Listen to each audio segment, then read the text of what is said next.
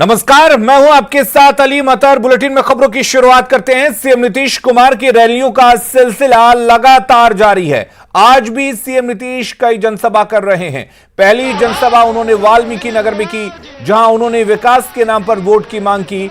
साथ ही उन्होंने विरोधियों पर जमकर हमला बोला। इस दौरान सीएम ने कहा कि आबादी के हिसाब से आरक्षण के वो पक्षधर हैं और उन्हें इससे कोई समस्या नहीं है। हालांकि उन्होंने ये भी कहा कि ये उनके हाथ में नहीं है। हम लोगों के बीच बिहार सरकार एक एक चीज को याद रखिए, और संख्या वगैरह का सवाल है वो तो जो जनगणना होती है और उसी के बाद निर्णय होता है, और ये निर्णय कोई हम लोगों के हाथ का नहीं है।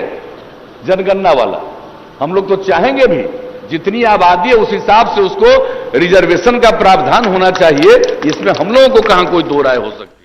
और वाल्मीकि नगर में सीएम नीतीश कुमार ने कहा कि जिस तरह एससी एसटी और अत्यंत पिछड़ा वर्ग के लोगों के लिए 10 लाख रुपए की सहायता दी जाती है, उसी तरह अगली बार सरकार बनने पर महिलाओं और समाज के दूसरे वर्गों को भी सरकार की ओर से सहायता दी जाएगी। इसमें 5 लाख की सहायता और 5 लाख रुपए लोन के रूप में दिए जाएंगे और इस पर ब्याज भी नहीं लिया जाएगा। जो काम हम लोग कर रहे हैं इसका फायदा लेना चाहिए।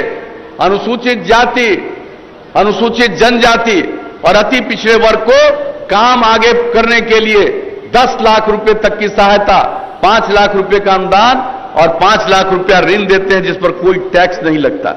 तो ये काम जो इनके लिए किया है, सब लोगों के लिए, सारी महिलाओं और दूसरे लोगों के लिए भी इसी प्रकार का अवसर देंगे, ताकि लोगों को नई तकनीक की जानकारी भी मिल जाए और कोई भी काम करना चाहता है उसको काम करने का मौका मिले। तो हम लोगों को मौका दीजिएगा भाई, तो और ज्यादा काम करेंगे। और वहीं यूपी के सीएम योगी आदित्यनाथ ने सीवान के दरौदा में चुनावी जनसभा की। उन्होंने प्रत्याशी करणजीत सिंह के लिए वोट की अपील की। इस दौरान उन्होंने कहा कि एनडीए की सरकार ने शानदार काम किया है। उन्होंने कहा कि आतंकवाद के बाद अब नक्सलवाद को खत्म किया जाएगा। कश्मीर में धारा 370 को सदैव के लिए समाप्त कर दिया। भारतीय जनता पार्टी 1952 से नारा लगाती थी, एक देश में 2 विधान, 2 प्रधान और 2 निशान, नहीं चलेंगे नहीं चलेंगे के नारे लगते थे। एक भारत श्रेष्ठ भारत की परिकल्पना को किसी ने साकार किया है, प्रधानमंत्री मोदी जी ने किया है। और भाइयों बहनों, कश्मीर से धारा 370 को इसी क्रम में समाप्त करके आतंकवाद की ताबूत पर अंतिम कील ठोकने का कार्य भी किसी ने किया, प्रधानमंत्री मोदी जी ने किया। ये जो कांग्रेस और राजद के लोग आज भाकपा माले और नक्सलवादियों के साथ गठबंधन करके बिहार में फिर से जंगल राज्य स्थापित करना चाहते हैं, वे कान खोल करके सुन लें।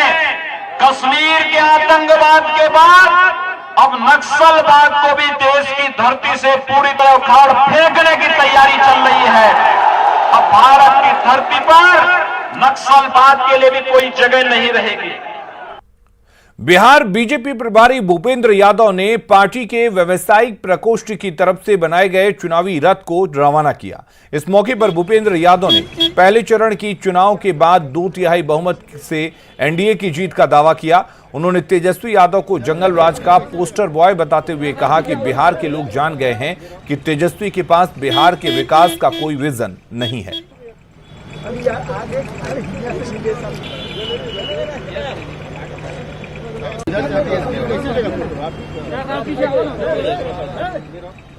रहा था, लोग कह रहे थे हम विकास के लिए वोट कर रहे हैं, और एनडीए 15 साल के विकास के तस्वीर को और हिसाब को लेकर के बिहार को विकास पे आगे बढ़ाने के लिए वोट मांगने गया है। उन रुझानों से पुनः ये स्पष्ट होता है कि एनडीए को 2/3 बहुमत से सरकार बनाने का जनता का समर्थन मिल रहा है। तेजस्वी यादव जी, आप क्यों बिहार के विकास को स्वीकार नहीं कर रहे हो? आप क्यों इस बात को नहीं मान रहे हो? ठीक है, आज आपको कल जनता ने अपने रुझान से स्पष्ट कर दिया है कि जनता आपके शासनकाल को और आपका जो एक उस शासनकाल का जो एक पोस्टर बॉय का चेहरा है उसको पूरी तरीके से नकार चुकी है। पहले चरण के वोट पर बीजेपी सांसद मनोज तिवारी ने कहा है कि एनडीए बहुत आगे है और महागठबंधन पर इसका दबाव भी दिख रहा है। उन्होंने भागलपुर के पीरपैंती में आरजेडी के कुछ लोगों की ओर से हंगामा किए जाने का जिक्र किया। साथ ही पूछा कि आज बिहार की जनता पूछ रही है कि जंगल राज का युवराज आखिरकार कौन है। महागठबंधन नेतृत्व विहीन हो गया है और उनमें जो जो लोग हैं, कोई भारत तेरे टुकड़े वाले हैं, कोई सुशांत सिंह राजपूत के हत्यारों को समर्थन देने वाले हैं और या तो कोई नौवीं फेल है। अब सबसे बड़ा सवाल है ना कि बिहार पूछा था कि भैया ये जंगल राज का युवराज कौन है, कौन है जंगल राज का युवराज। अब उसको दिल्ली हमारा पूरा बिहार उसको पहचानेगा। केंद्रीय मंत्री धर्मेंद्र प्रधान ने पहले चरण में बेहतर मतदान पर बिहार की जनता का आभार जताया है। उन्होंने कहा कि कोरोना काल में हो रहे चुनाव में बिहार की जनता ने प्रजातंत्र में जो आस्था जताई है उसके लिए जनता बधाई की पात्र है। इसी के साथ धर्मेंद्र प्रधान ने दावा किया कि पीएम और सीएम की जोड़ी पर लोगों का भरोसा है और अगली सरकार एनडीए की ही बनेगी। अच्छा मतदान हुआ है। मैं बिहार की खास देश के नागरिकों को आभार प्रकट करता हूं। जब दुनिया में एक सबको चिंता घारी है कि कोरोना के बाद कैसे होगा स्वाभाविक जीवन, उसी के दौरान बिहार ने प्रजातंत्र के प्रति एक प्रचंड आस्था जताई है। मैं इसीलिए बिहार के नागरिकों को बधाई देता हूं। बिहार में जिस प्रकार से प्रधानमंत्री नरेंद्र मोदी जी और मुख्यमंत्री नीतीश कुमार जी की जोड़ी के प्रति भरोसा है, उसमें कोई संदेह नहीं। एक प्रचंड बहुमत के साथ एनडीए की सरकार बनेगी, नीतीश कुमार मुख्यमंत्री बनेंगे। बीजेपी सांसद और भोजपुरी स्टार रवि किशन ने पहले चरण की वोटिंग के बाद दावा किया है कि बिहार में फिर एनडीए की सरकार आ रही है। रवि किशन ने तेजस्वी यादव के बयान पर भी पलटवार किया और कहा कि सबको पता है जंगल राज क्या था और सबको यह भी मालूम है कि अब रोशन वाला बिहार कैसा है। अच्छा फीडबैक मिला है। हम लोग सरकार बना रहे हैं और बहुत भारी मतों से जीत के सरकार बना रहे हैं। तो मैं समस्त बिहार को धन्यवाद देना चाहता हूं। फीडबैक बहुत अच्छा, बहुत शानदार है। सबके दुनिया के मालूम है कि जंगल राज के युवराज के बड़न तो दुनिया कहता है। दोनों जहां भी जा रहे हैं तो यही बात आ रही है सबको। ये देखिए, आप लोग भी बड़े हुए हैं, कुछ लोग नया जवान लोग अपने माता पिता से पूछिएगा 15 साल पहले, चूंकि हम यहाँ शूटिंग करने आते थे। 20 साल से हम बिहार का गांव शूटिंग किए। हमसे कोनो बिहार का कोनो गांव बचा नहीं है और सबको पता है। आप लोग भी हमको जानते हैं, हम कितने साल से आ रहे हैं। तो हम भी जान रहे थे कि जंगल राज क्या था, लालटेन राज क्या था, अंधेरे वाला बिहार क्या था। अब उजाला में एलजेपी अध्यक्ष चिराग पासवान ने कहा है कि पहले चरण में चुनाव में लोगों ने विकास के मुद्दे पर वोट दिया है और एलजेपी प्रत्याशियों के प्रति लोगों में अच्छा उत्साह दिख रहा है। उन्होंने इस बार के चुनाव में जाति से ऊपर उठकर विकास और रोजगार के मुद्दे पर वोट पड़ने का दावा भी किया। प्रत्याशी तमाम हमारे उत्साहित हैं, खुश हैं, पार्टी के कार्यकर्ता खुश हैं और ये कहीं ना कहीं जो बदलाव के लिए कल वोट दिया गया और विकास के नाम पर आप लोगों के चैनल्स पे ही जितने भी लोगों से पूछा गया कि आपने मतदान किस आधार पर किया, तो हर किसी का ये कहना कि ये बदलाव के लिए है, विकास के नाम पर है, रोजगार के लिए। अगर ये मुद्दे चिन्हित हो रहे हैं तो मुझे खुशी है कि इस बार जातीयता के बंधन टूटे हैं और लोगों ने विकास, रोजगार, इन तमाम चीज़ों पर मतदान दिया और तभी एक अपार जन समर्थन लोजपा के तमाम प्रत्याशियों को मिला।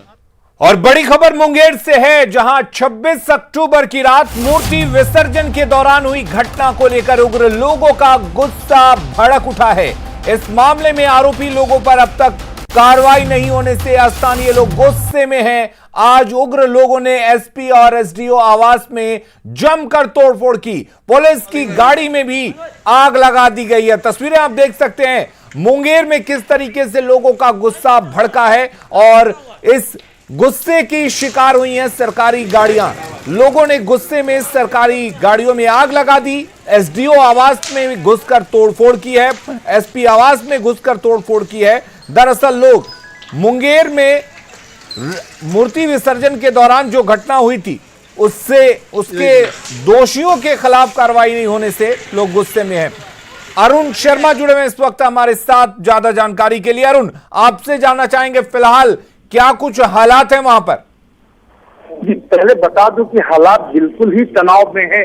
जो लोगों का जो गुस्सा है, वो गुस्सा जो है, जो पुलिस की वाहन है उस पर निकला है, जो चौक है उस पर निकला है, जो भी आवाज है जहाँ।